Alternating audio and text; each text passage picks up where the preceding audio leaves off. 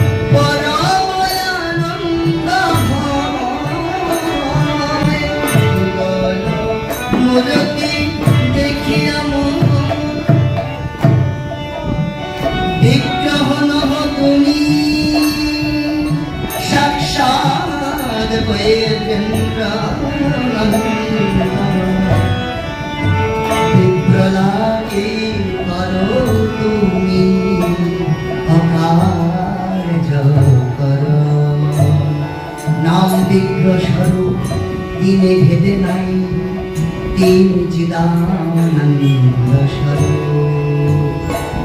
তাই যুগল মূরতি দেখিয়া মন আনন্দ হয়। প্রসাদ সেবা করিতে হয়, প্রসাদ সেবা করিতে হয়। সকল প্রপঞ্চ প্রসাদ সেবা করিতে হয়, সকল প্রপঞ্চ শুদ্ধ ভগত চরণ ভজন করুণ। শুদ্ধ ভগত চরণ ভজন করুণ।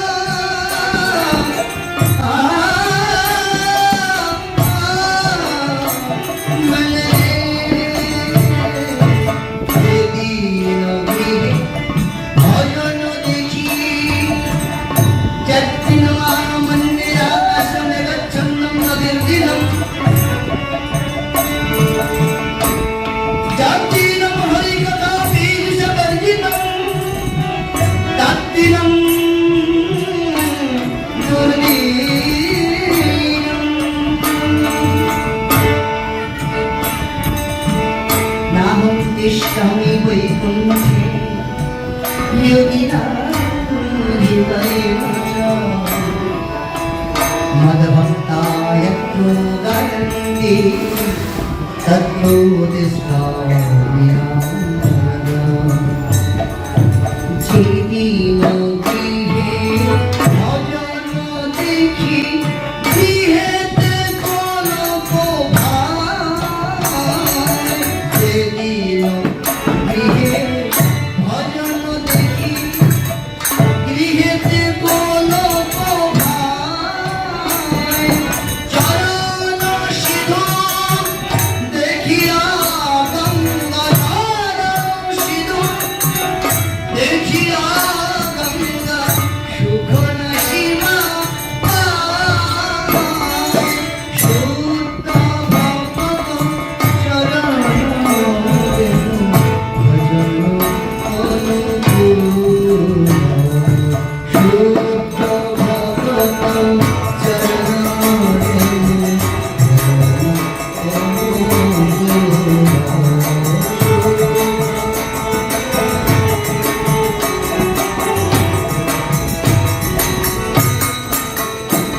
শ্রী তুলসী দেখি জুড়ায় প্রাণ, মাধব দর্শনী জানি। তুলসী দেখি জুড়ায় প্রাণ, প্রাণ জুড়ায়।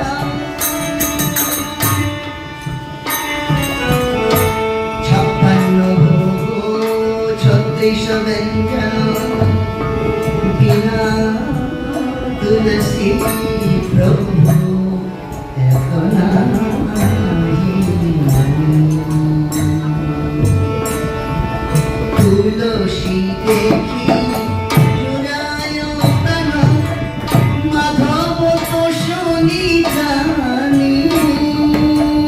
গৌর প্রিয় শাক সেবনে, গৌর প্রিয় শাক সেবনে জীবন সার্থকমানি। গৌর প্রিয় শাক সেবনে জীবন সার্থকমানি।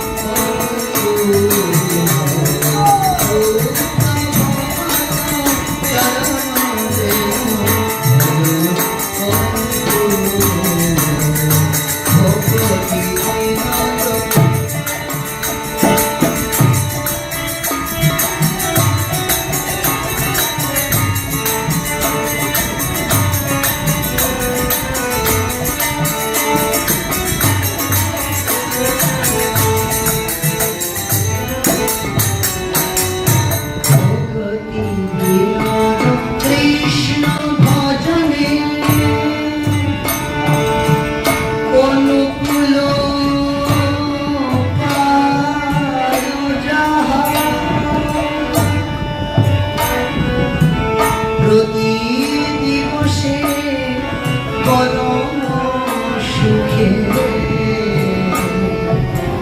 স্বীকার করহে অনুকূলস্য সংকল্প প্রতিকূলস্য বর্জনম রাক্ষাস্তিতি বিশ্বাস গোত্রিতি বর্ণম তথা আত্মনিক্ষেপ কর্পণ্যে শরবিদা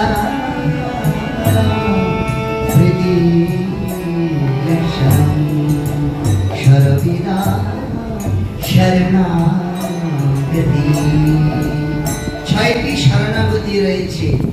অনুকূলস্য সংকল্প প্রতিকূলস্য বর্জনম রক্ষস্থিতি বিশ্বাস গোত্রীতে বর্ণম তথা আত্মনিক্ষেপ কার্পণ্যে শরবিদা শরণাগতি। তাই শিল ভক্তিবিনোদ ঠাকুর এই ভজন কীর্তনের মাধ্যমে তিনি জানিয়েছিলেন ভক্তি বিনোদ কৃষ্ণ ভজনে অনুকূল পায় কৃষ্ণ ভজনে যাহা অনুকূল তাহাই সেবা, যাহা প্রতিকূল তাহা বর্জন। এটাই বৈষ্ণবীয় শিষ্টাচার। নিজের আত্মকেন্দ্রিক প্রচেষ্টার জন্য আমি সবকিছু করব, দুধও খাবো, তামাকও খাবো, রোগ নির্মূল হবে না। বিয়ন আওয়ার নলেজ। অতএব ভিতরে প্রবেশ করতে হবে। ভক্তি বিনোদ কৃষ্ণ ভজনে অনুকূল পায় ভক্তি বিনোদ কৃষ্ণ ভজনে অনুকূল পায় প্রতি দিবসে পরম সুখে প্রতি দিবসে স্বীকার করহে তাহা, স্বীকার করহে তাহা শুদ্ধ ভগত চরণ রে ভজন অনুকূল। শুদ্ধ ভগত চরণ রে ভজন অনুকূল। শুদ্ধ ভগত চরণ রে ভজন অনুকূল। শুদ্ধ ভগত চরণ রে ভজন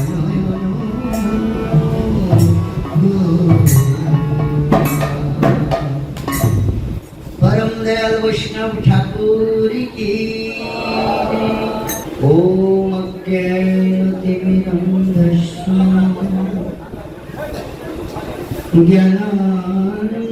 ज्ञानाञ्जनशलाकया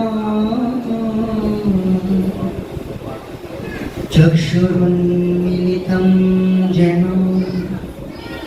तस्मै श्री गुरवे नमः। नमोऽयं विष्णुपादाय गौरपृष्ठाय भूतले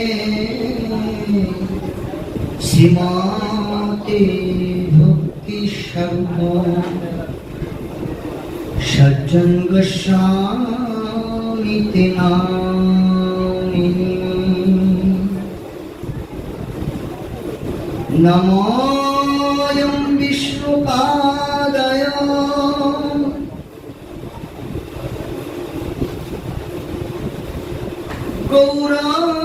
गौरपृष्ठाय भूतले श्रीमते भक्तिकुमुद शान्त गोस्वामी नामिने। সুজনার বুদরাদিত পাদ যুগম যুগধর মধুরন্ধর পাত্র বরম বরদাভয়দায়ক পূজ্য পদম প্রণমামি সদা প্রভুপাদ পদম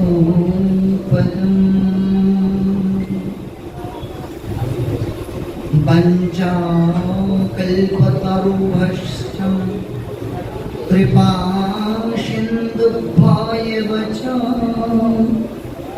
পতিতানাং পাবনেভ্যো বৈষ্ণবেভ্যো নমো নমঃ।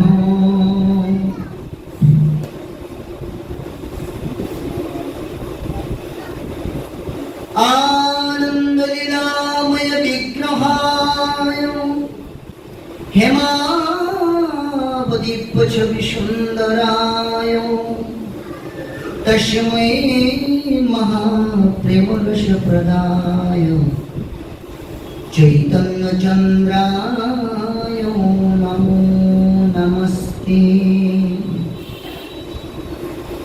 কৃষ্ণ তদীয় পাদ পঙ্কজ পঞ্জরান্তমদ্বৈব মে বিশোপমানস রাজহংস প্রাণ প্রয়াণ সময়ে অপবাদ বিত্তৈ কণ্ঠয়োরধিন বিদ ভজন কুতস্তে।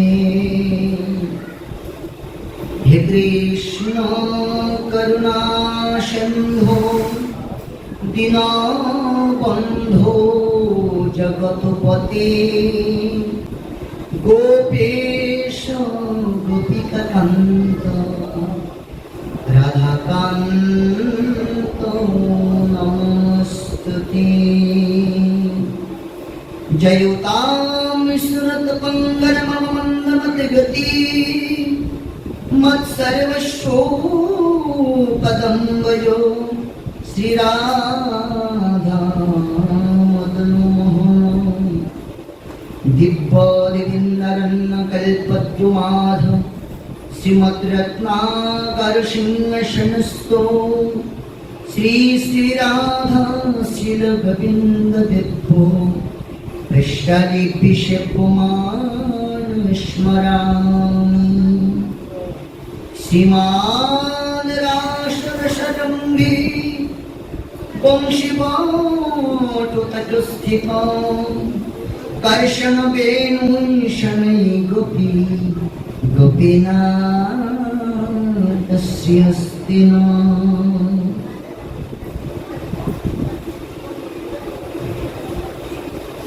নমো ব্রহ্মণ্যদেবায় গৌরাঙ্গনহিতায় চ জগদ্ধিতায় কৃষ্ণায় গোবিন্দায় নমো নমঃ।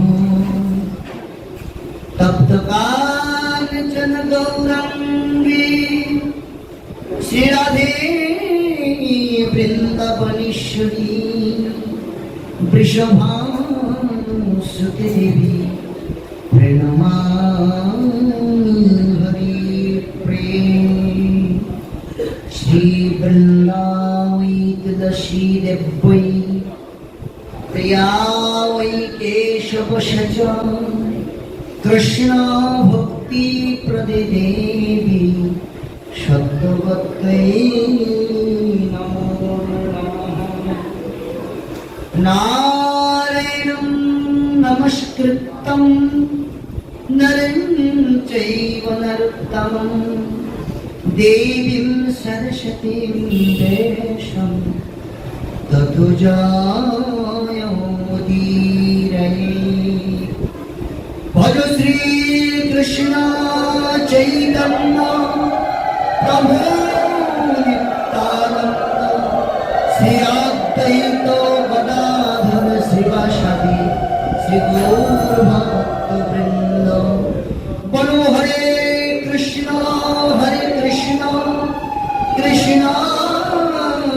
কৃষ্ণ হরে হরে হরে রাম রাম রাম হরে হরে হরে কৃষ্ণ কৃষ্ণ কৃষ্ণ হরে হরে হরে রাম রাম রাম হরে হরে হরে নাম নামৈব কেবলম কলো নাস্তিভ্য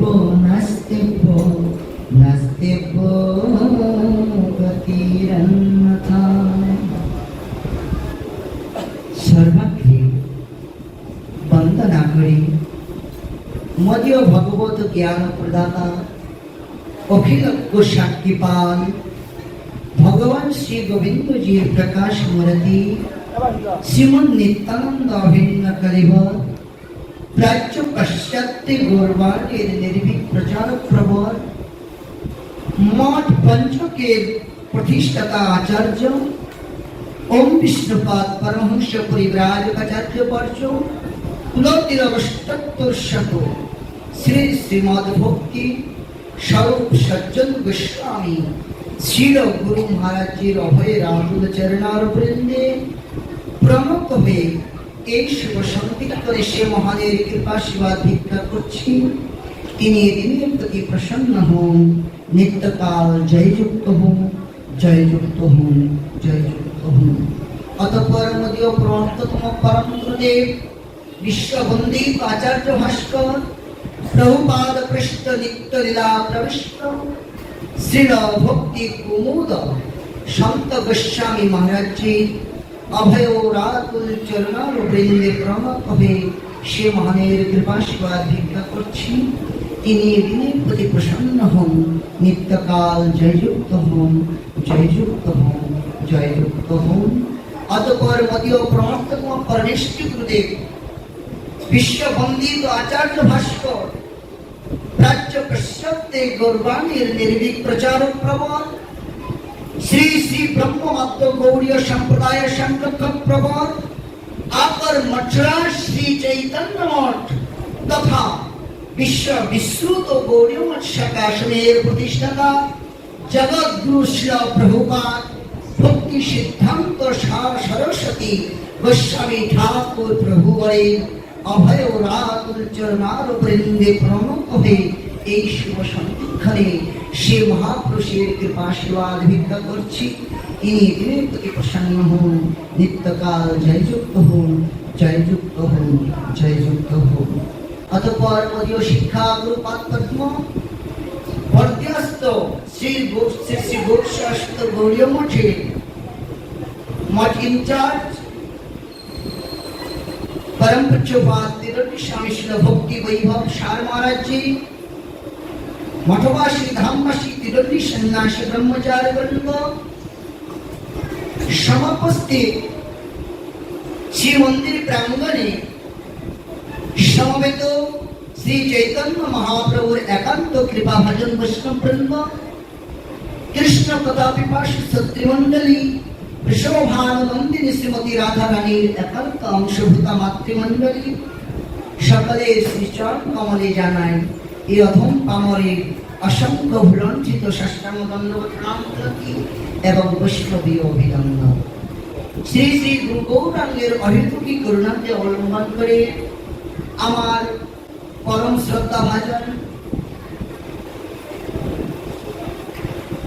আপনাদের সুপরিচিত শ্রী মন্দিরের সাথে যিনি অতপ্রতভাবে সম্পৃক্ত আমার শ্রদ্ধেয় অলিক চন্দ্র সাহা মহোদয়, ওনার সুবাদে আমার এখানে আসার সৌভাগ্য হয়েছে। এবার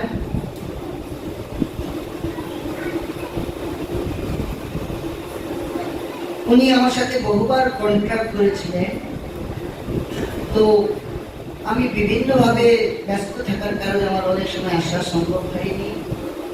আমি আজ থেকে আনুমানিক বছর 15 আগে আমার শ্রীগুরু পাদপদ্মের সহিত আমার এখানে আসার সৌভাগ্য হয়েছে। তখন আমি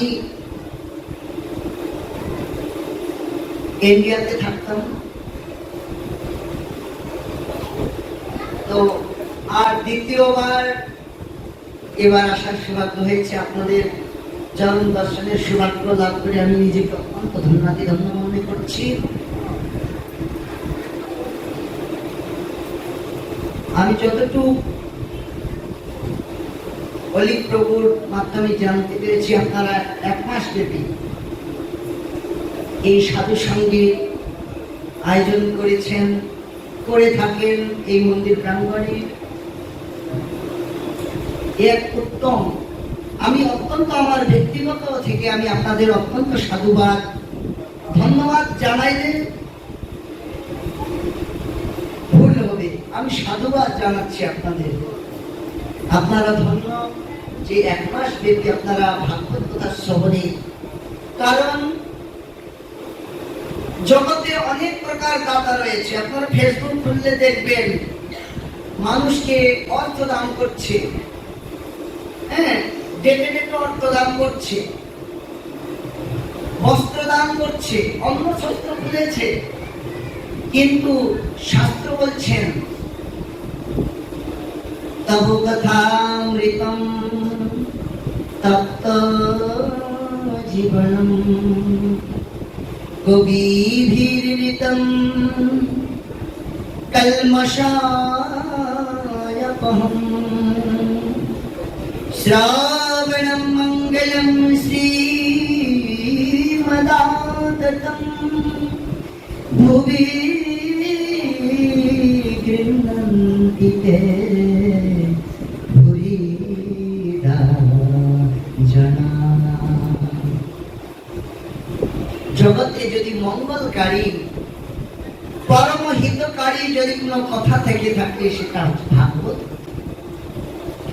এই ভাগবত কথা সকলেই দান করতে পারেন না, তাই বলেছেন ভুরিদা জনা। ভুরিদা অর্থাৎ সর্বশ্রেষ্ঠ যিনি দাদা। সেই চৈতন্য লীলায় আমরা দেখতে পাই শ্রীমান মহাপ্রভু যখন রথাগ্রে নর্তন করতেন,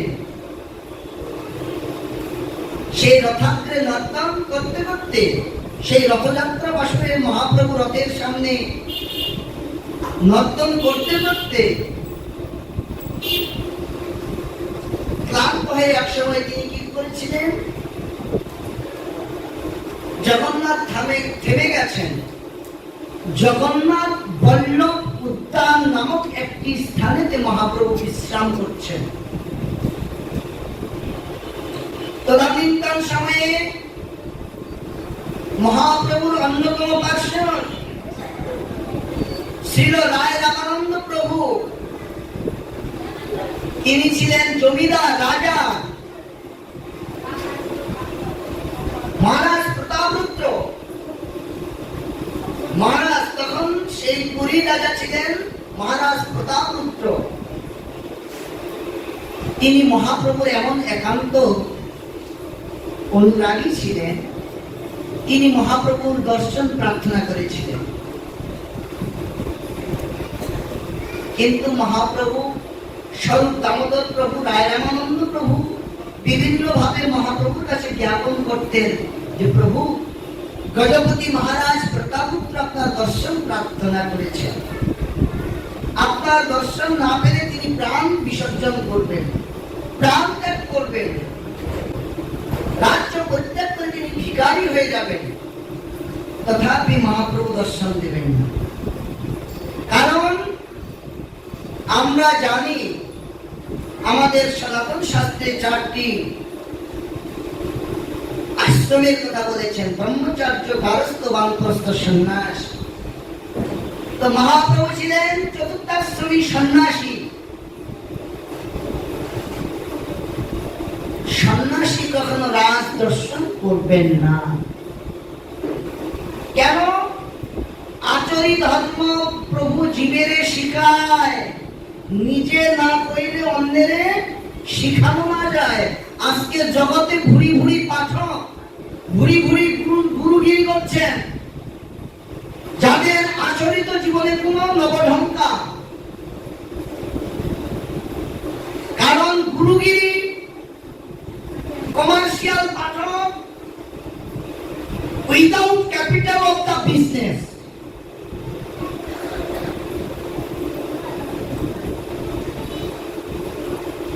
এই বিনামূল্যে ব্যবসার একটা অভিনব। আজকের আমল সেই ছায়া সীতাকেও অপহরণ করতে পারতেন না।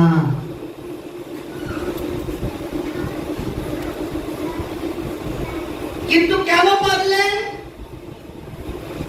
এমন এক বিদ্যা বাবা, যেখানে আপনি আমি তো কাহা ছাড়, রাষ্ট্রনায়ক পর্যন্ত যেখানে, ব্রহ্মাদি দেবগণ পর্যন্ত যেখানে মস্তক নুয়ে থাকে। বৈষ্ণব চিনিতে নাহি দেবেরও শপথি, বৈষ্ণবকে দেবতারাও চিনতে পারেন না। আর তিলক ধারণ করেছি, হ্যাঁ তিলক ধারণ করেছেন সাধু না। অতএব সাবধান, জগতে ঠকবাজের অভাব নেই। গৌরী মঠ কখনো তোষামতকারীকে পছন্দ করেন না। এতে আমাদের ভক্ত হোক না হোক, মঠ মন্দিরে আমাদের চলুক না চলুক, তাতে আমাদের যায় আসে না। অতএব গুরুবব হব সন্তি শিষ্য বিদ্যা পহারকা, দুর্লভ সদ্গুরু দেবী শিষ্যক সন্তা পহারকা। অত্যন্ত দুর্লভ। তাই শ্রীকৃষ্ণ ভক্তবৃন্দ তিনি সর্বশ্রেষ্ঠ দাতা। এবার কি করলেন? প্রতাপরুদ্র মহারাজ এমন একটা পর্যায়ে গিয়েছেন, তিনি মহাপ্রভু নিশ্চিত করেছেন যে এবার যদি আমাকে মহাপ্রভু দর্শন না দেন, আমার এই প্রাণ আমি আর রাখবো না। স্টেটমেন্ট বলে দিলেন। কোথায়?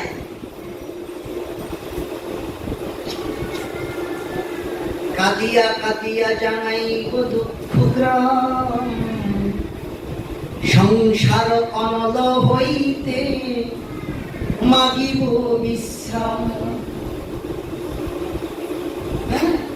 সেই স্বরূপ প্রায় রামানন্দের চরণে প্রতাপরুদ্র জানালেন। তখন কি করলেন? সেই মহাপ্রভুর যে চরণ দর্শন পাওয়ার জন্য প্রতাপরুদ্র মহারাজ কি করেন? দেখবেন যারা উড়িষ্যাতে রথযাত্রা দর্শন করেছেন, সেই গজপতি মহারাজ অদ্যাবধি রথের সামনে সুবর্ণ সম্মার্জনী অর্থাৎ ঝাড়ু নিয়ে সে রাস্তা ঝাড় দিতে থাকেন, আর জগন্নাথের রথ যেতে থাকে। এটাই নিয়ম। এবার কি করলেন? সেই রথাগ্রে মহাপ্রভু নর্তন করছেন, আর তার আগে আগে প্রতাপরুদ্র মহারাজ কি করছেন? সম্মার্জনী দিয়ে ঝাড় দিচ্ছেন। যখন পল্লব উদ্যানে গিয়ে মহাপ্রভু উদ্দণ্ড নৃত্য কীর্তন করতে করতে মূর্ছিত হয়ে ভাবাবেশে অষ্টসাত্ত্বিক বিকারে বিকারান্বিত হয়ে যখন মূর্ছিত হয়ে পড়েছিলেন, তখন দেখুন বৈষ্ণব কেমন দয়ালু। কৃষ্ণ সে তোমার, কৃষ্ণ দিতে পারো তোমার শক্তি আছে। প্রভু আমি তো কাঙাল, কৃষ্ণ কৃষ্ণ বলি আমি ধাই তব পাছে পাছে, আমি ধাই তব পাছে পাছে। ওহি বৈষ্ণব ঠাকুর দয়ার সাগর হে দাসে করুণা করি। তাই যখন মহাপ্রভু মূর্ছিত হয়ে পড়েছিলেন, স্বরূপ দামোদর প্রভু মহাপ্রভুর প্রধান সহায়ক প্রতাপরুদ্র মহারাজকে একটি শ্লোক বলে দিলেন, মহারাজ প্রভু এখন বাহ্য জ্ঞানহীন হয়ে তিনি অষ্টসাত্ত্বিক বিকারে বিকারান্বিত হয়ে রয়েছেন। আর সেই মহাপ্রভুর দৃঢ় আলিঙ্গন, মহাপ্রভুর চরণ স্পর্শ পাওয়ার এটাই আপনার সুবর্ণ সুযোগ। আপনি কীর্তন করুন, তব কথামৃতম তাপ্ত জীবনম কবিভিরিতম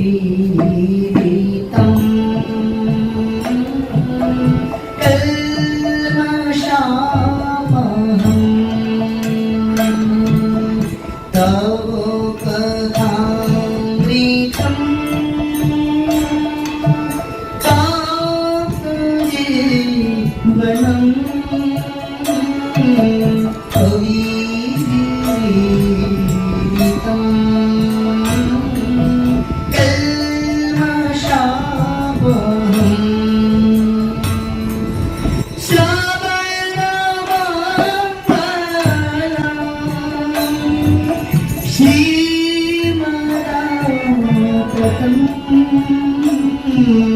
ভুগি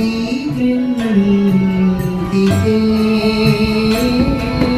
ভুরি রাজা হরে কৃষ্ণ হরে কৃষ্ণ কৃষ্ণ কৃষ্ণ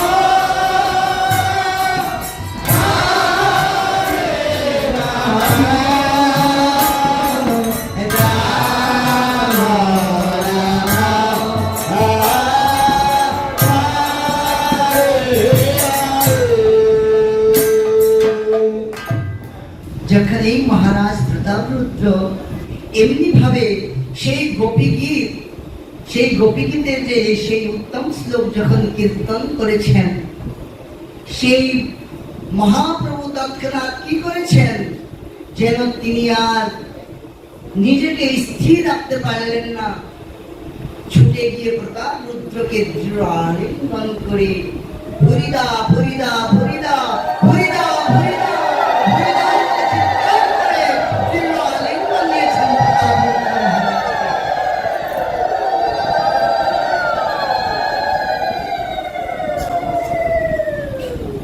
দেখো,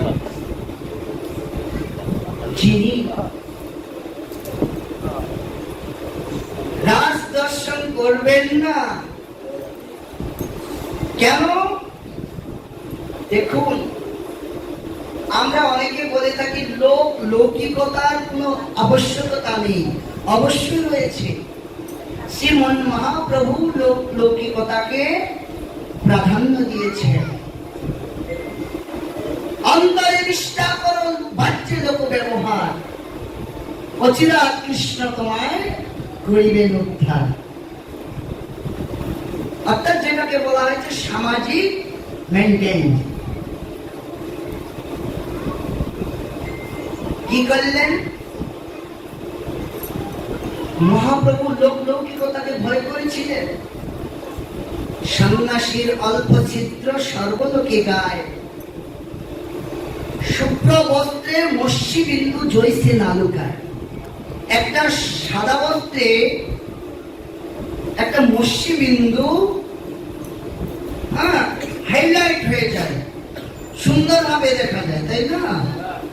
অনুরূপ সাধু ব্যক্তির ক্ষুদ্র থেকে ক্ষুদ্রতম দোষটিও সমাজের কাছে হাইলাইট হয়ে যাবে। আপনি ভক্ত বেশে একটা বাজে কথা বলবেন, আপনাকে সমাজ গলা চেপে ধরবে, তুমি না সাধু, তোমার মুখে এই কথাটা শোভা পায় না। কিন্তু এই বাজারের একটা বোকাতে ছেলে ছয়াকার বয়াকার নয়াকার সব কিন্তু শেষ করে দিবে, তাকে কেউ কিচ্ছু বলবে না, কারণ সবাই জানে সে কোন কোয়ালিটি, তাই না? অতএব তাই শাস্ত্রে বারবার বলে দিয়েছেন সাধু সাবধান। এই জন্য চরিত্র ঠিক রাখা খুব কঠিন। Money loss is something lost. Time loss is something lost. Character loss is everything. আপনার চরিত্র গেছে, আপনার সমস্ত কিছু, আপনার ইহকাল পরকাল সব কাল আপনার গেছে। যদি মনে করেন সিঙ্কিং ড্রিঙ্কিং ওয়াটার, একাদশীর বাবাও টের পাবে না, জবাবদিহি করতে হবে। অতএব আগে নিজেকে সত্যে প্রতিষ্ঠিত করুন। সত্যম, আপনার নিখিল সনাতন শাস্ত্র বলেছেন, নিগম কল্পতর গলিত ফলম সুখম খাদ মৃত দ্রব সংস্কৃতম পিবন্তম ভাগবত রসমালয়ম মোহরহ রসিক ভাবু ভাবুকা ভুবি ভাবুকা। তাই অমল প্রাণ শ্রীমদ ভাগবতের প্রথমেই বললেন সত্যম পরম ধীমহি। আমরা পরম সত্যের ধ্যান করি, অন্তরের মধ্যে মিথ্যা আর মুখে মুখে সত্য সত্য বলে চিৎকার করলাম, কোনো কিছু লাভ হবে না। তাই শ্রীকৃষ্ণ ভক্তবৃন্দ, আজকে আমি যে বিষয়বস্তুর উপর আলোকপাত করতে চেয়েছিলাম, আমাকে আমার সামনে বসে আছেন শ্রদ্ধেয় প্রভু, উনি আমাকে আজ যদিও হরিবাসর তিথি তথা মোহিনী একাদশী তিথি পড়া,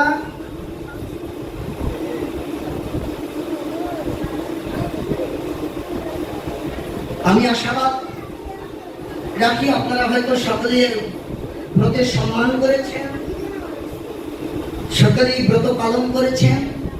তাই আমি একাদশী ব্রতের সংক্ষিপ্ত মাহাত্ম্য আমি কীর্তন করার পরে আমি অন্যদিকে যাওয়ার চেষ্টা করব।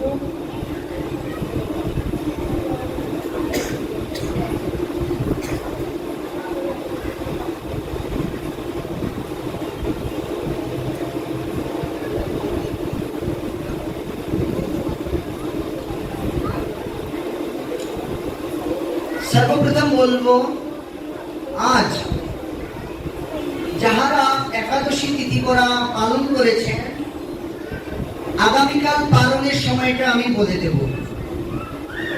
আগামীকাল যে আপনারা পালন ব্রত করবেন একাদশীতে, সেই পালনের সময়সীমা আমি বলে দেব। সর্বপ্রথম আগামীকাল সকাল 5:11 হইতে সকাল 9:27 মধ্যে পালন করতে হবে, এই সময়টার মধ্যে। এখন আমরা সেই মাহাত্ম্যের দিকে অগ্রসর হব।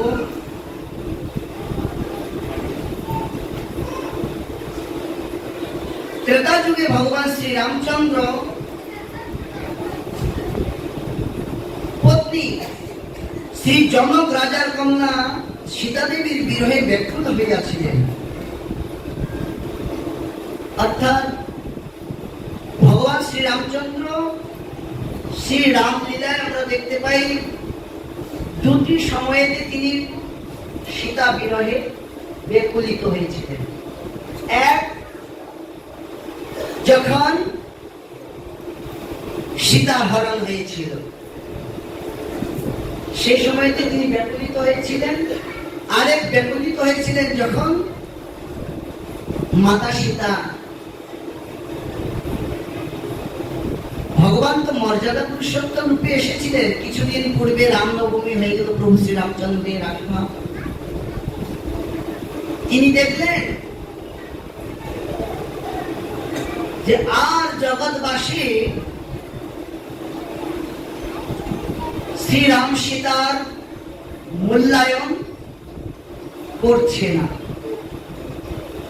তখন কি করলেন? লীলা সম্বরণের লীলার দিকে অগ্রসর হলেন। কি করলেন? সেই প্রজাদের মুখ বন্ধ করবার জন্য, তাদের সন্দেহ মেটাবার জন্য,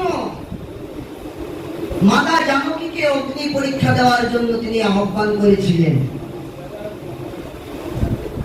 এখানে টিকাকার দুই ভাবে আস্বাদন করেছিলেন। কারণ আমরা একটা অ্যাবসার্ড ওয়ার্ড বলে থাকি, মাতা জানকীকে রাবণ, দুষ্ট রাবণ हरण कर लिया। एक सच्चा झूठ बात है, एकदम সত্য মিথ্যা কথা। এটা যে কথাটা যে পুরো মিথ্যা, এটা সত্য। কারণ যিনি supreme power, supreme authority, mission throttle, something travel beyond our knowledge, supreme authority ভগবান, তার ধরণীকে একটা অসুর চুরি করে নিয়ে যাবে, এই কথা যদি সত্য হয়ে থাকে তাহলে ভগবানের ভগবত্তা সেখানে টেকে না।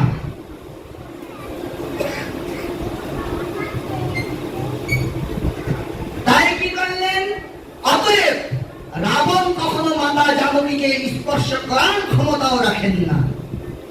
তবে তিনি যে হরণ করলেন, তিনি ছায়া সীতাকে হরণ করেছিলেন। কারণ ভগবান লীলা সংঘটিত করবার জন্য এক এক লীলায় প্রভু করে কার্যকর্ষা।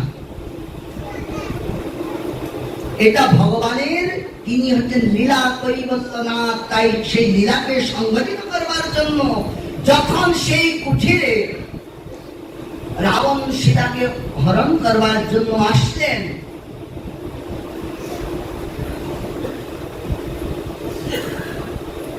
রাবণ কেন লক্ষণ গণ্ডিকে পার হয়ে যেতে পারলেন না? যখনই পা রাখছেন তখনই কি প্রজ্বলিত হচ্ছে সেখানে? অগ্নি প্রজ্বলিত হচ্ছে, অর্থাৎ লক্ষণ গণ্ডির মাধ্যমে অগ্নিদেব সেখানে মাতা জানকীকে রক্ষা করছেন। এবার কি করলেন, যখন রাবণ প্রবেশ করতে পারছেন না সেখানে, কি ধারণ করলেন? সাধু বেশ, ঋষি বেশ।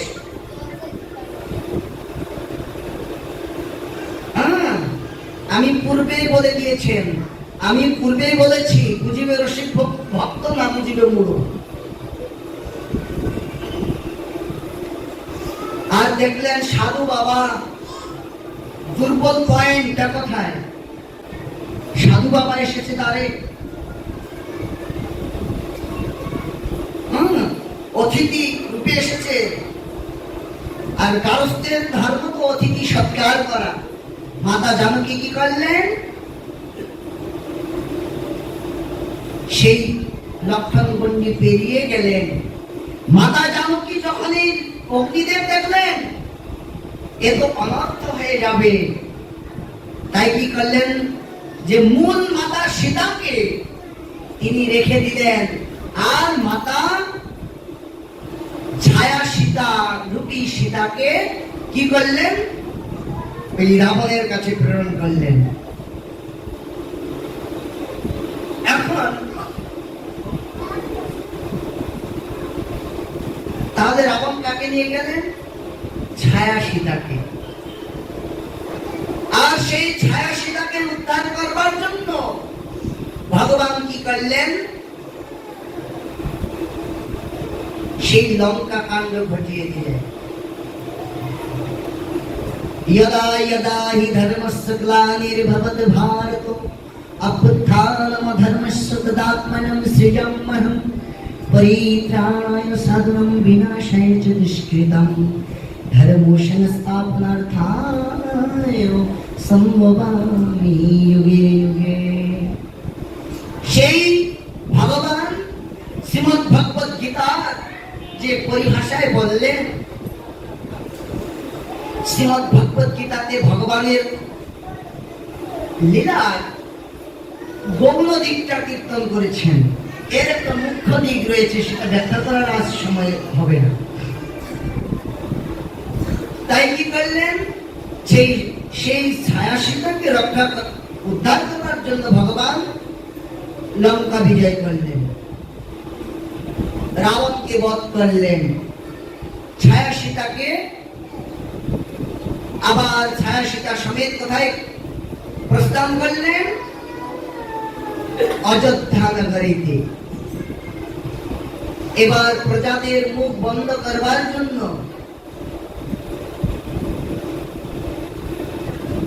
কি করলেন? সীতা, তোমাকে অগ্নি পরীক্ষা দিতে হবে। মা সীতা অত্যন্ত কষ্ট পেলেন যে আমার সতীত্ব নিয়ে জগতে সন্দেহ। অবশ্যই প্রভু, আমি আপনার আজ্ঞা পালন করব। কি করলেন? মা জানকী অগ্নিতে প্রবেশ করলেন। কে? যে ছায়া সীতাকে অগ্নিদেব প্রেরণ করেছিলেন। অগ্নিদেব সেই ছায়া সীতাকে গ্রহণ করলেন, আর সেই মূল মাতা সীতাকে প্রভু শ্রী রামচন্দ্রের কাছে প্রত্যাবর্তন করলেন। সেই বিদায় গৌর প্রেমানন্দে।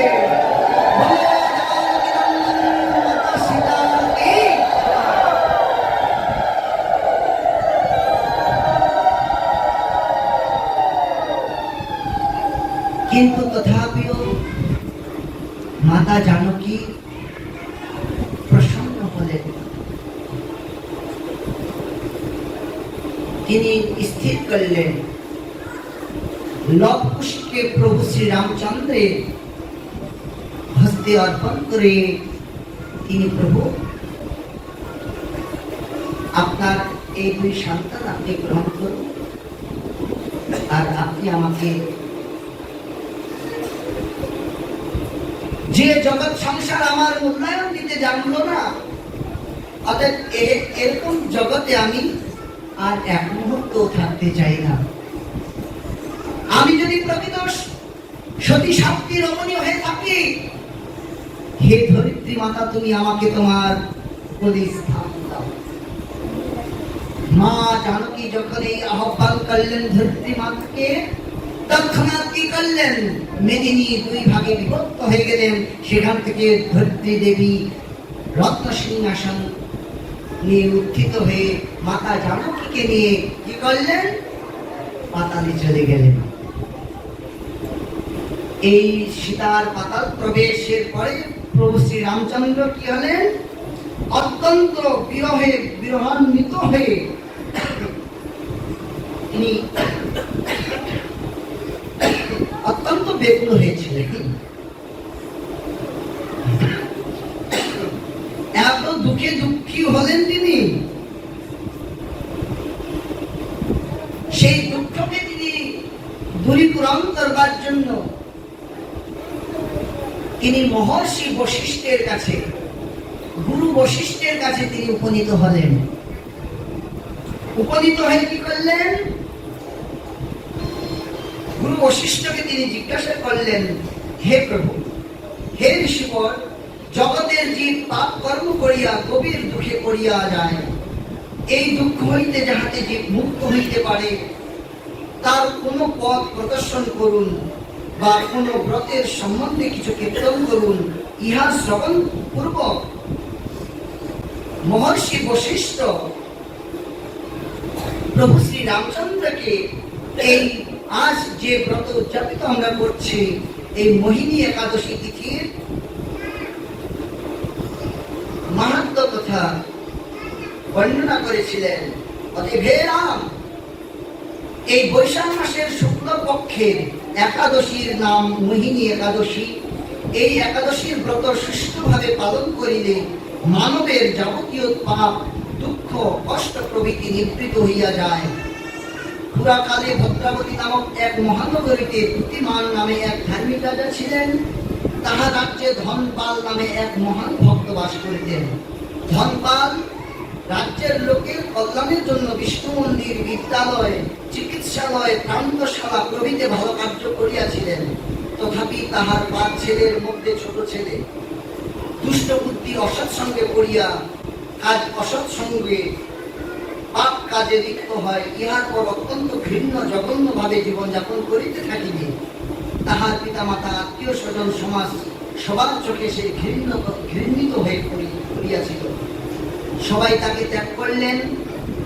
শেষের শরীর জরাজীর্ণ বেদিগ্রস্ত হইয়া ক্ষুধার জ্বালায় চুরি করা, আবার শাস্তি পাওয়া, আবার কেহ কেহ দয়া করে ছেড়ে দিতেন। একদিন বিশেষ চুরির অপরাধের শৃঙ্খলে তাহাকে আবদ্ধ করা হইল। পরে রাজ্য হইতে তাহাকে বিতাড়িত করিলে পূর্ব জন্মের কিছু সুকৃতির প্রভাবে কৌণ্ডিল্য নামক মুনির আশ্রমে আসিয়া সেই সকল দুঃখের কথা বলেছিলেন। মুনিকে নিবেদন করলে মুনি তাহাকে কৃপা করিলেন। তিনি বললেন, তুমি বৈশাখ মাসে শুক্লপক্ষের মোহিনী একাদশী নিষ্ঠার সহিত, এই একাদশী ব্রত নিষ্ঠার সহিত পালন করো, তাহলে তোমার সকল পাপ রাশি নষ্ট হইবে এবং তুমি শান্তি পাইবে। কৌণ্ডিল্য ঋষি নির্দেশ মতো মোহিনী একাদশীর ব্রত পালন করিয়া দুষ্ট বুদ্ধি পাপ বিমুক্ত হইয়াছিলেন এবং শ্রীহরি বাসরে হরি কীর্তন বিধান। একাদশী তিথিতে সাধুগুরু বৈষ্ণবগণের সহিত ভগবত ভজনে নিযুক্ত হইলে এই অনিত্য জগতের ত্রিতাপ জ্বালা দূর হইবে, ভগবত সেবা সুখানন্দ লাভ হইবে। বৈষ্ণব সঙ্গেতে মন আনন্দিত অনুক্ষণ, সদা হয় কৃষ্ণ পরসঙ্গ। একটি জগতে একটি মাত্র স্থান রয়েছে, যেখানে গেলে কি আমাদের সমস্ত নামে সাধু সঙ্গে কি হয়? হরিনাম সংকীর্তন। সাধু সঙ্গেতে মন আনন্দিত অনুক্ষণ, সদা হয় কৃষ্ণ পরসঙ্গ। অর্থাৎ যেখানে একমাত্র ভগবত কথা কীর্তন হয়ে থাকে, ভগবানের গুণ কীর্তন হয়ে থাকে, তাই এই মায়ার কারাগারে আবদ্ধ জীবের নিত্য কৃষ্ণ পূজারূপ মহোৎসব করণীয়। একাদশী ও দ্বাদশী তিথিতে ব্রতের নিয়ম নিত্যত্ব হেতু উহা অবশ্যই পালন করিতে হইবে। উহার অনুষ্ঠানে যাবতীয় পাপ ধ্বংস এবং সর্বার্থ প্রাপ্তি ও শ্রীকৃষ্ণের প্রীতি বিধান হইয়া থাকে। অতএব যে আমি পূর্বে যে কীর্তনে বলেছিলাম, মৃদঙ্গ বাদ্য শুনিতে মন অবসর শোনা যাচ্ছে, গৌর বিহিত কীর্তন শুনি আনন্দে হৃদয় নাচে। অতএব শ্রীকৃষ্ণ ভক্তবৃন্দ, আমাদের আকর মঠা শ্রী চৈতন্য মঠ থেকে যে প্রকাশিত একাদশী ব্রত মাহাত্ম্য এখানেই সমাপ্ত করা হয়েছে। হরে কৃষ্ণ। বলিয়ে মোহিনী একাদশী তিথি বরা কি, পালনকারী ভক্তবৃন্দ কি, সম্মানকারী ভক্তবৃন্দ কি, ভক্তবৃন্দ কি, শ্রী নিতাই গৌর প্রেমানন্দে।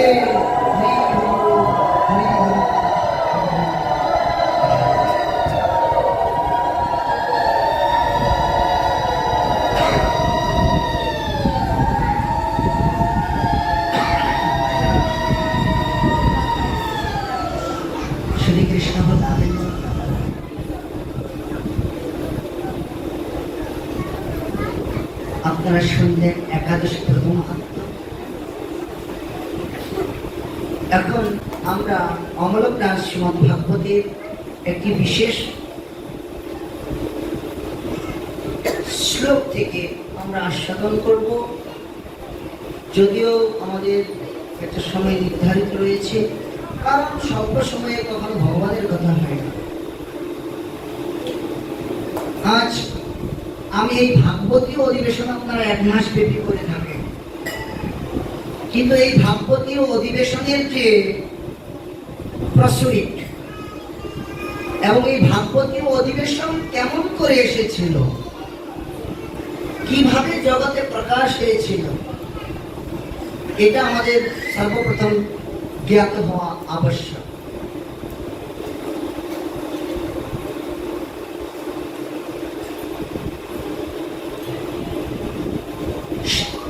এই ভাগবত কথা 4টি সিটিং হয়েছিল। প্রথম হয়েছিল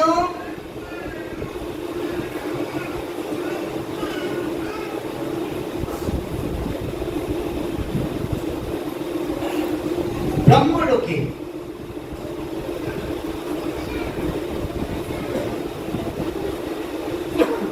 যেখানে বক্তা ছিলেন স্বয়ং ব্রহ্মা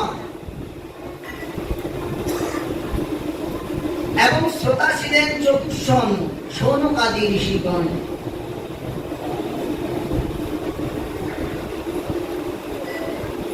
প্রচেতাগণ।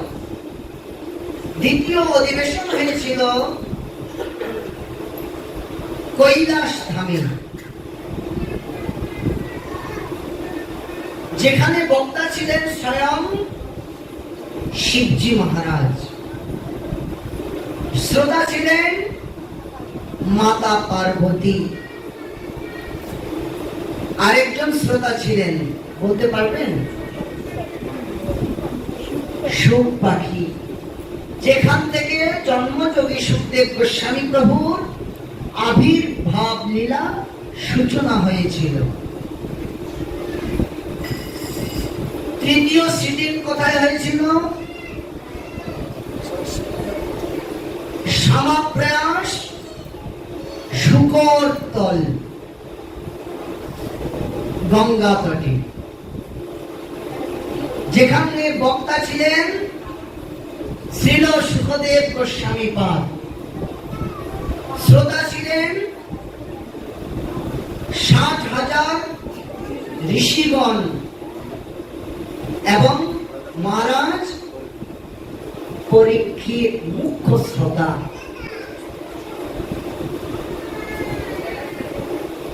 চতুর্থ অধিবেশন কোথায় হয়েছিল?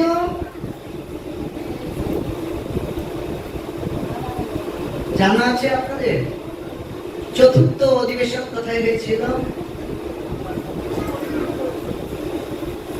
চতুর্থ অধিবেশন হয়েছিল চক্রতীর্থে নৈমিষারণ্য নামক স্থানেতে। তাহলে আজকে এটাই আস্বাদন করা হোক সর্বশেষ, হয়তোবা তারপরে আমাদেরটা।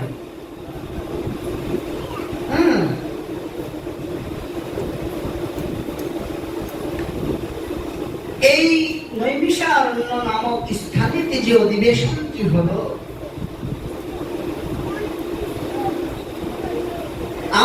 আমি প্রথমে যেমন শ্রদ্ধেয় প্রভুর কাছে সময় নির্ধারণ করে নিয়েছিলাম, এই সময় নির্ধারণ করার পূর্বে অনেক কাহিনী রয়েছে অমল প্রাণ শ্রীমদ ভাগবত। ৮৮,০০০ সৌনকালী ঋষিগণ ভাগবত কথা আস্বাদন করবেন, নির্ভয়ে চিত্ত স্থান খুঁজে পাচ্ছেন না। কোনো না কোনোদিন নরমাল ঋষিদেরকে ভক্ষণ করে ফেলছেন। কারা?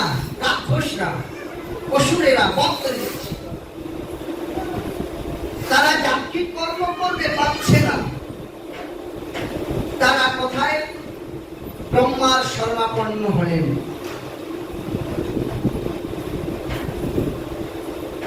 ব্রহ্মার শরণাপন্ন হয়ে ব্রহ্মা সমেত কোথায় উপনীত হলেন? শঙ্কর্ষণ কারণদোষাই গর্ভদোষাই চ পয়দোষাই শেষাম যস্য কলাশ নিত্যানন্দ ক্রংশেণ মমাস্তু। যে নিত্যানন্দ প্রভু হইতে যে চারজন মহাবিষ্ণুর অন্যতম কারণদোষাই বিষ্ণু। আপনারা যারা কেরালাতে গিয়েছেন, সাউথ ইন্ডিয়া, গুরু গৌরাঙ্গের করুণায় আমার সেখানে যাওয়ার সৌভাগ্য হয়েছে। আপনারা দেখবেন কেরালাতে পদ্মনাথ যে ভগবান রয়েছেন, শেষ নাগের উপর শয়ন করে সেই পদ্মনাথ যে ভগবান কারণ সাগরে তিনি কারণদোষাই, কারণ নামক সাগরে তিনি সাহিত্য শেষ নাগের উপরে শয়ন করে রয়েছেন। সেই কারণোদ্দাসী বিষ্ণু শেষশায়ী বিষ্ণু সমীপে উপনীত হয়ে বন্দনা করলেন। ভগবান উত্থিত হয়ে বললেন, হে ব্রহ্মদেব, হে ঋষিগণ, আপনাদের আগমন হেতু। তখন ব্রহ্মাজি বললেন, হে প্রভু, আপনার প্রেমময় ভক্ত এই ৮৮,০০০ ঋষিগণ আপনার অপ্রাকৃত কথা আস্বাদনের জন্য তাদের জন্য একটি আপনি নির্ভয় স্থান প্রদান করুন। হে প্রভু, আপনি এমন এক স্থান আমাদের প্রদান করুন যেখানে আমরা নির্ভয়ে চিত্তে আমরা আপনার গুণগাথা আমরা শ্রবণ করতে পারি। তখন ভগবান কি করলেন? তথাস্তু। হে ঋষিগণ, আমার এই হস্তস্থিত সুদর্শনকে আমি নিক্ষেপ করছি। আমার এই সুদর্শন যেখানে গিয়ে পতিত হবেন, সেই স্থান আপনাদের জন্য অত্যন্ত মঙ্গলময় হবে এবং সেই স্থানে আপনারা ভাগবত কথা আস্বাদন করবেন। তখন কি করলেন? সেই সুদর্শন মহারাজকে অনুসরণ করতে লাগলেন সমস্ত ৮৮,০০০ ঋষিগণ। সেই অনুসরণ করতে করতে কোথায় কোথায় পতিত হলেন? উত্তর প্রদেশ নৈমিষা অরণ্য নামক, যেখানে গহীন অরণ্য। আমার শ্রী গুরুপাদ পদ্ম যখন আপনার ৯৪ সালে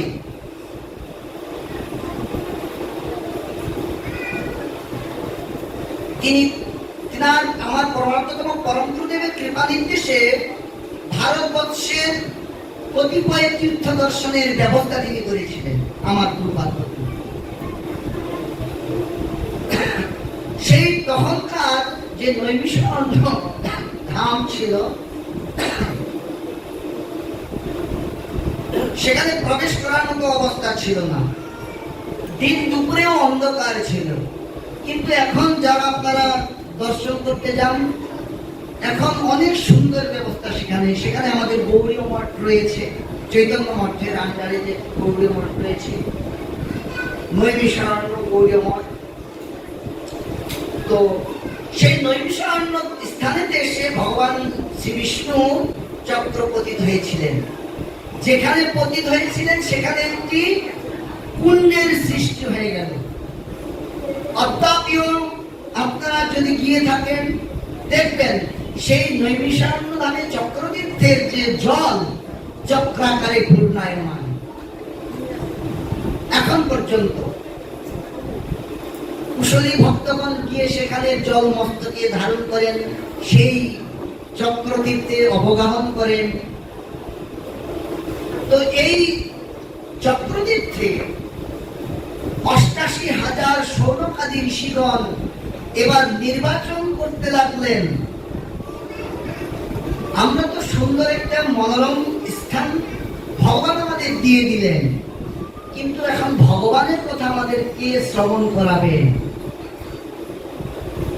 রামাশ্যামা যদু মধুর মুখে তো ভগবানের কথা শ্রবণ করলে কাজ দেবে না, সেরকম ব্যক্তিত্ব সম্পূর্ণ লাগবে। আপনার সন্তানকে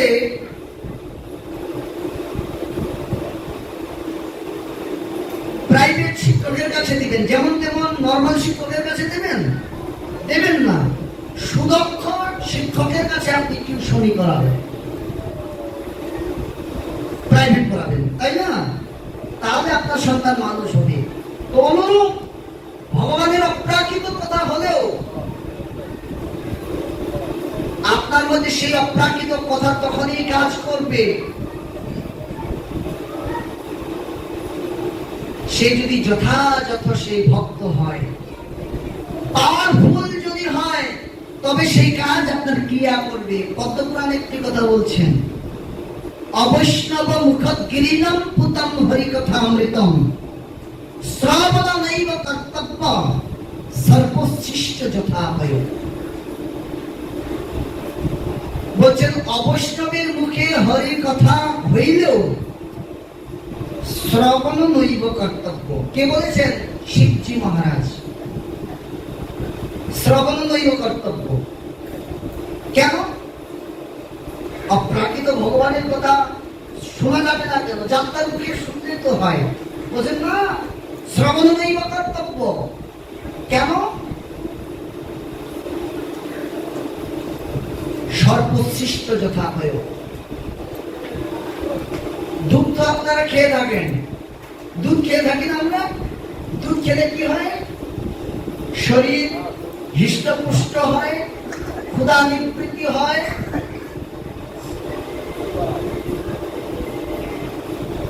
কিন্তু সেই দুগ্ধ অতীব পবিত্র বস্তু, যদি কোনো বিষধর সর্প সেখানে মুখ লাগিয়ে থাকে, সেই দুগ্ধ কি বিষক্রিয়া করবে না দুগ্ধক্রিয়া করবে? বিষক্রিয়া করবে। সেটা গ্রহণ করলে কি হবে? বিপরীত ফল প্রসব করবে। বল হরি হরি বল, মৃত্যু অবধারিত। অতএব বিষয়ীর মুখে কবু কৃষ্ণ কথা নাই হয়, বিষয়ীর দূরে কৃষ্ণ জানিহ নিশ্চয়। বিষয়ীর মুখে ভগবানের কথা শ্রবণ করলে তার মধ্যে যে কামনা বাসনা চরিতার্থ করবার যে দুর্বাসনা, সেটাই আপনার মধ্যে রিফিল করবে, সেটাই আপনার মধ্যে আপনার আমার মধ্যে বর্তাবে।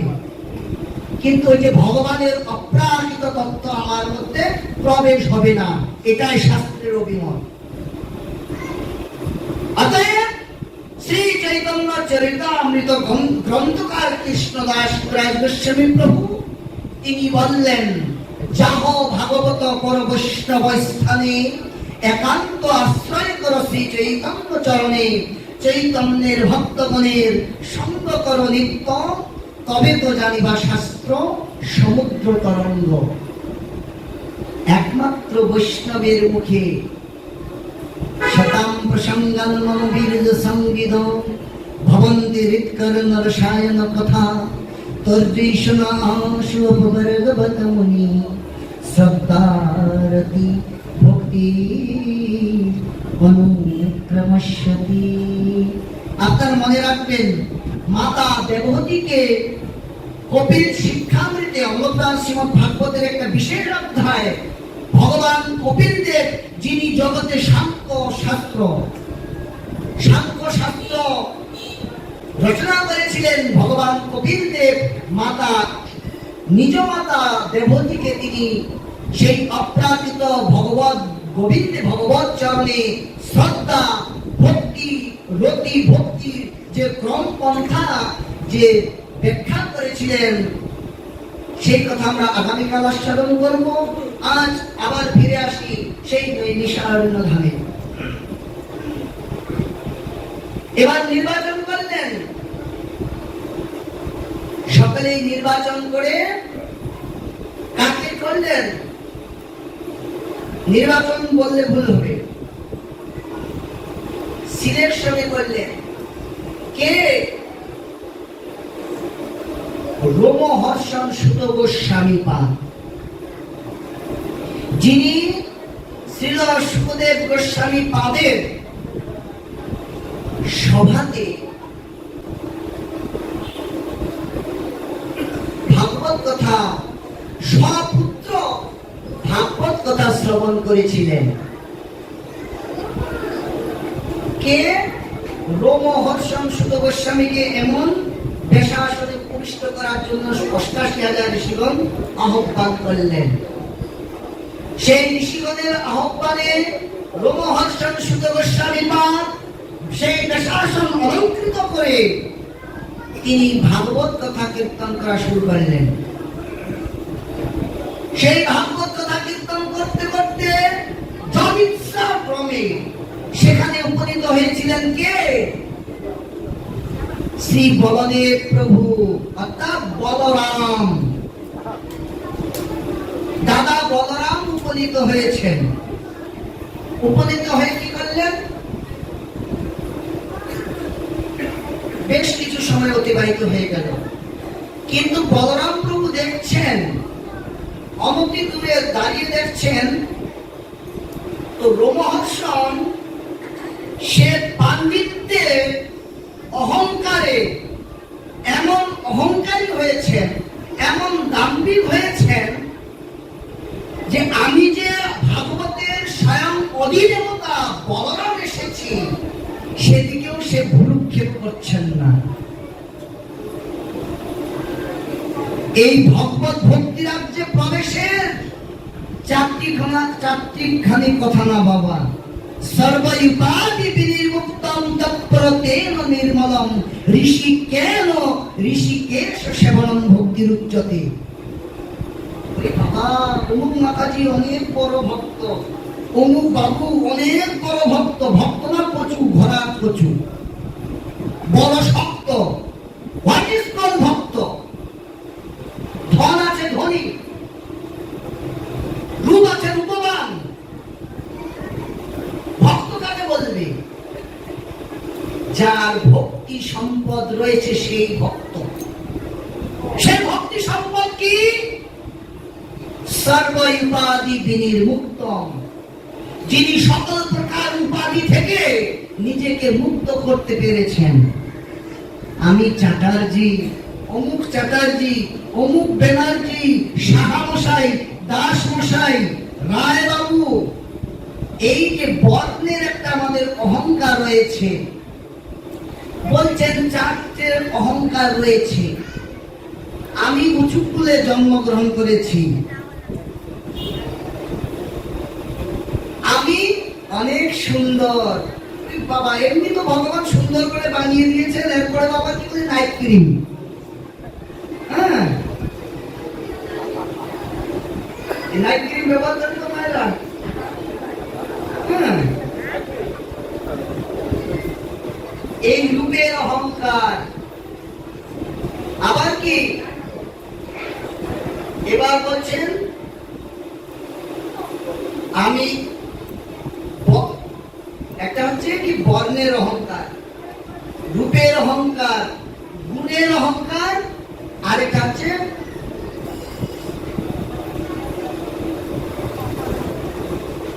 সর্বশেষ হচ্ছে আপনার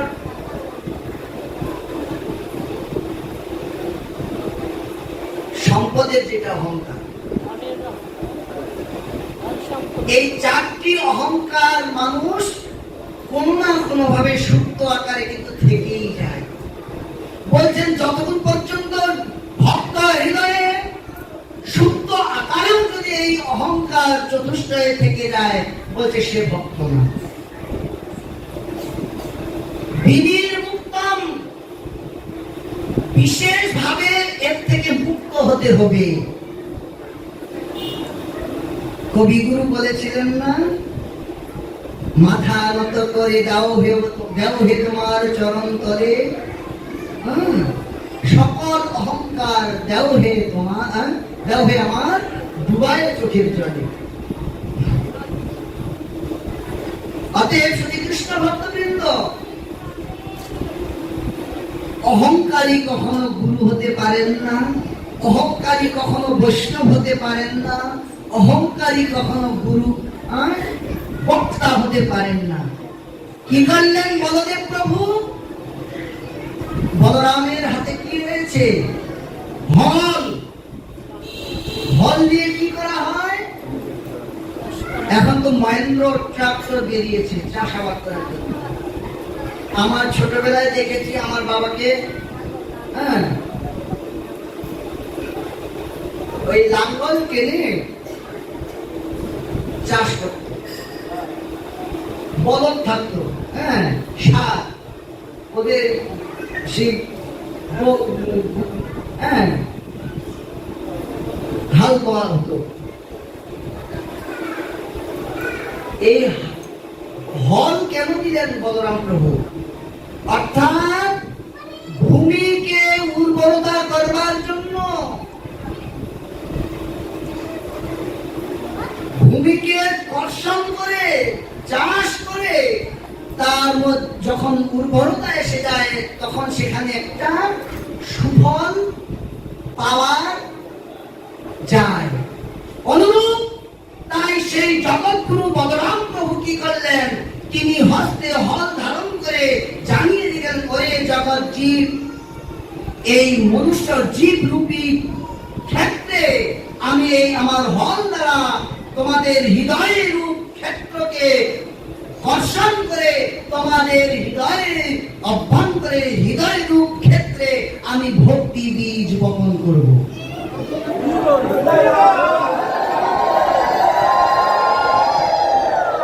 তাই কি করলেন বলরাম প্রভু? না, এই অহংকারীর মুখে ভগবানের কথা শ্রবণ করলে এই ৮০,০০০ ঋষিগণের কল্যাণ সাধিত হবে না। তাই ওই হল তারা রোমহর্ষণ সুতে ওই ঘাড়ের মধ্যে লাগিয়ে এমন সেখান থেকে সজরে আকর্ষণ করলেন। সেই হল দ্বারা হলধর প্রভু কি করলেন? রোমহর্ষণ সুতকে সেখানেই পঞ্চত্ব প্রাপ্তি হলেন। বলরাম প্রভুর এহেন কার্য দেখে যেন ৮৮,০০০ ঋষিগণ স্তমিত হয়ে গিয়েছে, সকলেই দাঁড়িয়েছেন। বলরাম প্রভু এহেন কর্ম, কিন্তু বলরাম প্রভুর সম্মুখে দাঁড়িয়ে কেউ কিছু বলবেন সে দুঃসাহস কার নেই। সকলে বলরাম প্রভুর চরণের দিকে তাকিয়ে চুপচাপ দাঁড়িয়ে রইলেন। বলরাম প্রভু দেখছেন ঋষিগণ কেউ কিছু বলছেন না। তখন স্বয়ং বলরাম প্রভু বললেন, হে ঋষিগণ,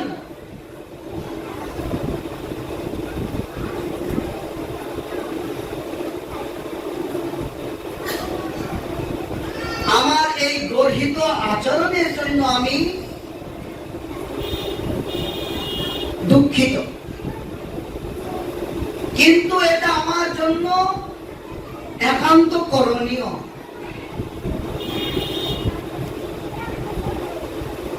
আপনারা এখানে এক ভাগবত কথা শ্রবণের জন্য আপনারা সমবেত হয়েছেন, কিন্তু আমি এহেন কর্ম কেন করেছি? নিশ্চয়ই আপনাদের হৃদয় অভ্যন্তরীণ প্রশ্নের উদ্বেগ হয়েছে। কারণ এই রোমহর্ষণ সুদের হৃদয়ে অহংকার পরিপূর্ণ ছিল, যার কারণ তার কথা শ্রবণে আপনাদের প্রকৃত কল্যাণ হবে না। তখন ৮৮,০০০ সেই সৌনকাদি ঋষিগণ বলরাম প্রভুর চরণে নিবেদন করেছিলেন, হে প্রভু, আপনি স্বয়ং অন্নপ্রাণ শ্রীমৎ ভাগবতের অধিদেবতা, আপনি নির্বাচন করুন কার মুখে সেই আপনার অপ্রাকৃত লীলা কথা কৃষ্ণ বলরামের গুণকথা শ্রবণ করলে আমাদের প্রকৃত কল্যাণ হবে। তাই তখন নির্বাচন করে দিলেন বলরাম প্রভু, যে বলছেন আত্ম বই জায়তে পুত্রা। আপনারা শুনুন, ওই রোমহর্ষণ সুদের আত্মজ অর্থাৎ পুত্র, এই যে পঞ্চম বর্ষ বালক কে? উগ্র শ্রবা সুত গোস্বামী পাদ।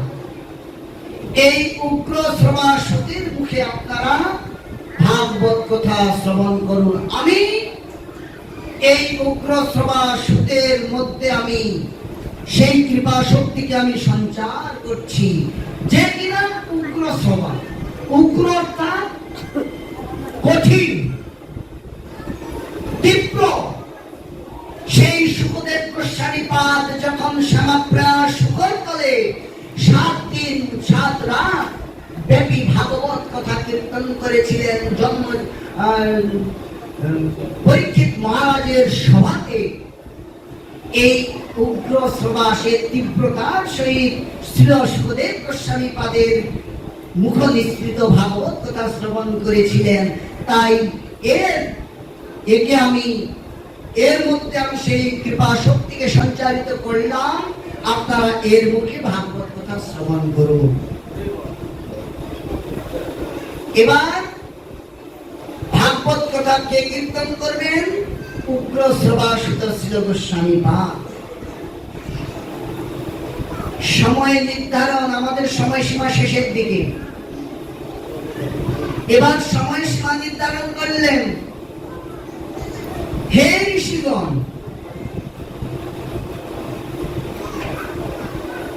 আপনারা কতটুকু সময় এই ভাগবত কথা শ্রবণ করবেন?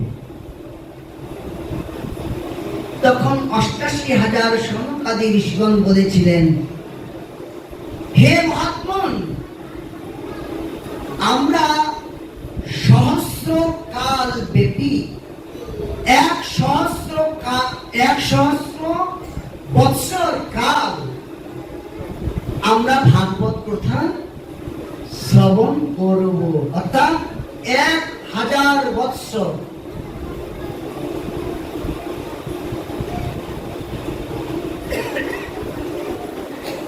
এই ১০০০ বৎসর কাল তারা কিছু না খেয়েছেন, না কিছু পানাহার করেছেন, না বাথরুম করেছেন, না টয়লেট করেছেন, একমাত্র ভগবত কথা আস্বাদন করেছিলেন। যা পরীক্ষিত মহারাজ ৭ দিন ৭ রাত ভাগবত কথা শ্রবণ করেছিলেন। পঞ্চম দিবসে, চতুর্থ পঞ্চম দিবসে গিয়ে সুখদেব গোস্বামী পাদ পরীক্ষিত মহারাজকে বললেন, হে রাজন, আপনি রাজা, দণ্ডে দণ্ডে কিছু না কিছু গ্রহণ করা আপনার অভ্যাস। হে মহারাজ, আমি কিছু সময়ের জন্য ভাগবত কথা বিশ্রাম রাখছি, যান আপনি কিছু গ্রহণ করে আসুন। করে শ্রীল পরীক্ষিত মহারাজ বলেছিলেন, হে গুরুদেব, আপনি সত্যই বলেছেন, কিন্তু হে গুরুদেব, আজ আমার আর খিদা তৃষ্ণা নেই। নশ্বাতি দুঃসহা ভূন্মাম ত্যক্ততম বিবাদতে। হে গুরুদেব, জগতে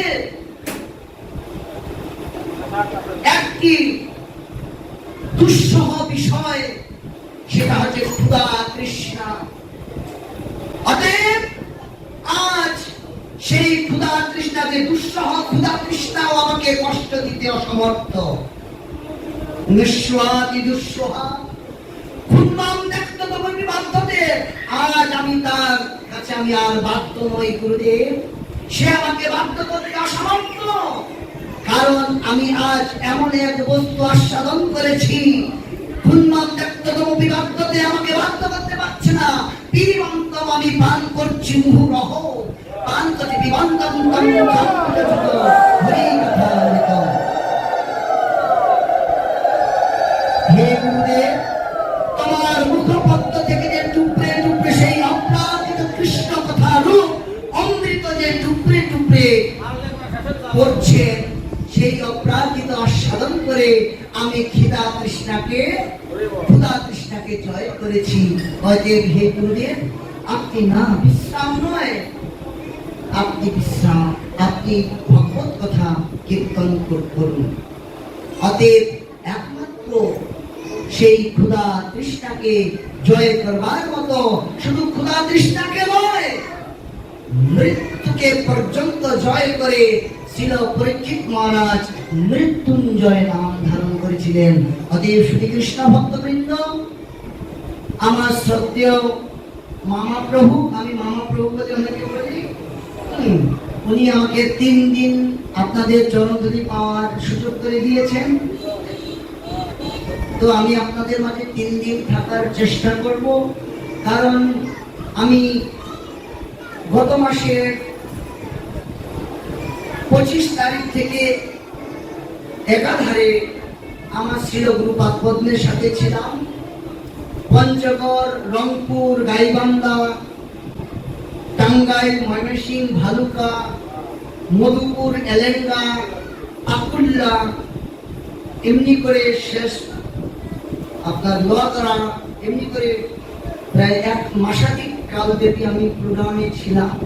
এই জন্য আমার গলার অবস্থাও, শারীরিক অবস্থাও বিশেষ ভালো না।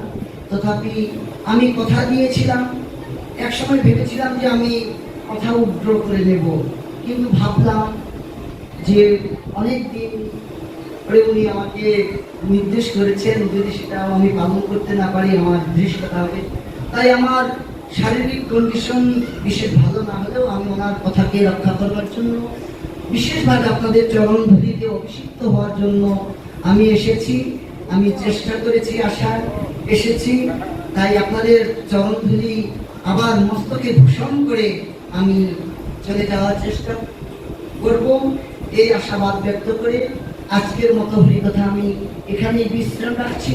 আমার হরিকথায় যদি আপনারা কেউ কোনো কষ্ট পেয়ে থাকেন, আপনাদের সন্তান ভেবে আমার ধৃষ্টতা গ্রহণ না করে আমাকে ক্ষমা করবেন, আমাকে ক্ষমা করে আমাকে কৃপাশীর্বাদ করবেন, যেন জীবনের অন্তিম লগ্ন পর্যন্ত হরি গুরু বৈষ্ণবের গুণকীর্তন এবং সেবা করে জীবন অতিবাহিত করতে পারি।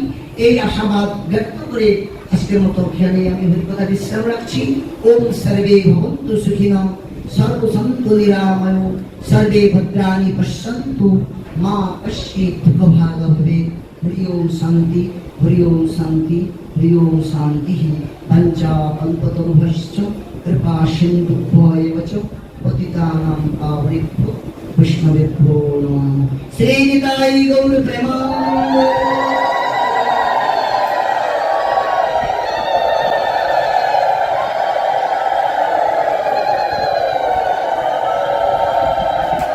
হরে কৃষ্ণ।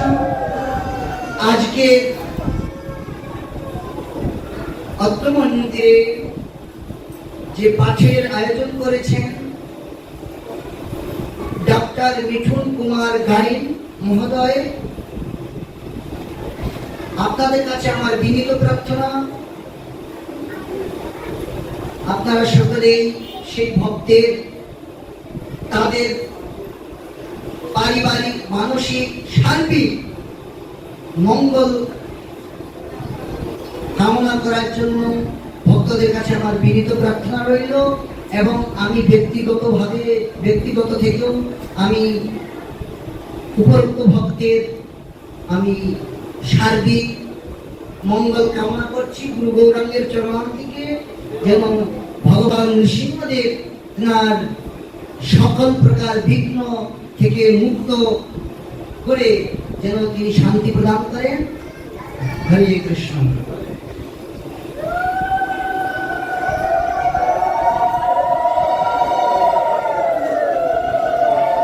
এবং আরেকটি ঘোষণা, আগামীকাল কোন ভক্ত যদি পাঠ দিতে চান আপনারা শ্রীমন্দিরের কমিটির সাথে যোগাযোগ করবেন। হরে কৃষ্ণ।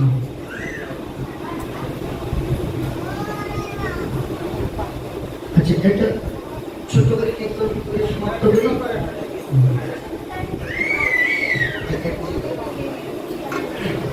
কেবল ভক্তি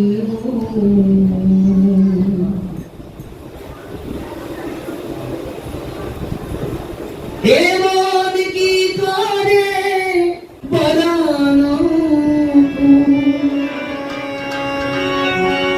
যেই কুলে কেন জন্ম কেবল ভক্তি।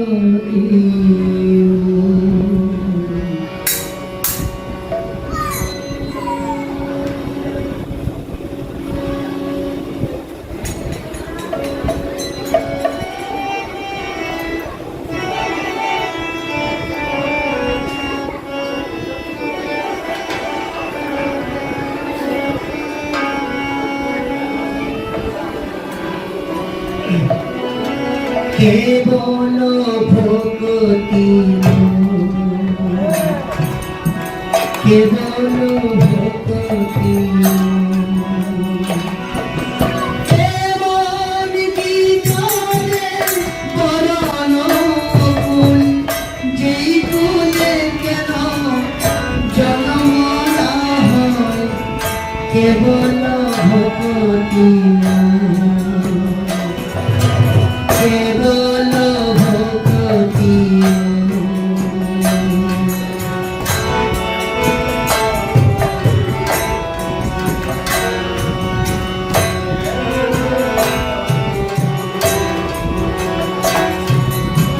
কবি কোলে ধন্য বীর হনুমান, শ্রীরাম ভক্তরা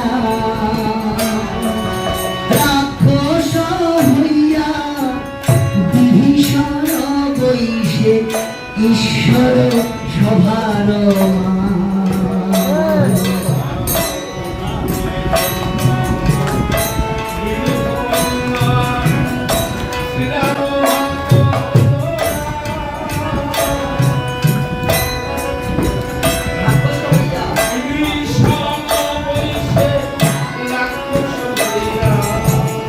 ঈশ্বর সভার এমন কি করে পরানো, যেই কুলে কেন জন্ম না হয়, কেবল ভক্তি।